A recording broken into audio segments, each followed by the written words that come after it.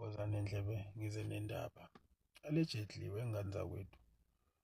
Ngake ngenza ividiyo la ngikhuluma ngaleli qembu lenkatha ukuthi cha, kumele lilandwe sibambele ngoba ngathi ohlabisa abayi la kumele baye khona.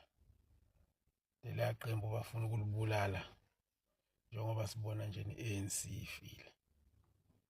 So kwabe sekuba khona abantu-ke abangithukayo-ke bakhuluma into eningi, anginandaba nalokho, bangitshela zonke lezi zinto ababezisho. Kodwa-ke okubalulekile njengamanje nokungijabulisayo ukuthi while we are in the process of doing that, ngiyabona ukuthi engathi kungenzeka libuyele ezandleni zakwaButhelezi ukuze-ke lizothi noma liholelwe ophathi kodwa kube kuwumuntu oqondene. Ibuhlungu lento ukuthi into yakini, yabona nje ku-MK Party sasikubuka lokhu ukuthi nakhu kuyasondela ukuthi kusuka uformer deputy president we-EFF uzothatha iqembu lethu la uzoliholela ophathi kunabantu akabathole bekhona la ngaphakathi. Yayibuhlungu leyanto. So kungcono uma ngabe kuthiwa abantu laba abalokhu bekhona la eqenjini abaliholela ophathi than ukuthi kusuka umuntu ngaphandle ezokwenza lokho.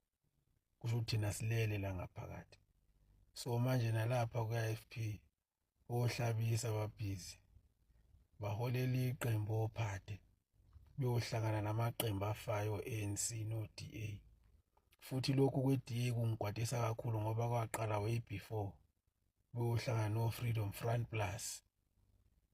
Doti muni lo. So ngiyajabula-ke mangabe ngibona leslate esihle kangaka.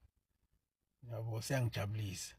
Ngiyafisa engathi vele kungenzeka kahle ukuthi iqembu ley'ndlovu liholwe nje umuntu wakaButhelezi. Ukuthi nina nithi family business okanye nithi akuyona i-family business umntwana akaphinde angene okusalayo selokhu laqalwa lela qembu laholwa u-MG Buthelezi waze wadlula emhlabeni elishiya kuhlabisa. So manje izobuyela back to ezandleni zakaButhelezi. Whether niyathanda noma nithandi aninandaba. Mangabe kuwukuthi kanjani nani fanani noFloyd nihambe niyokhanda oma ibuye bini niyeke ukusicasula.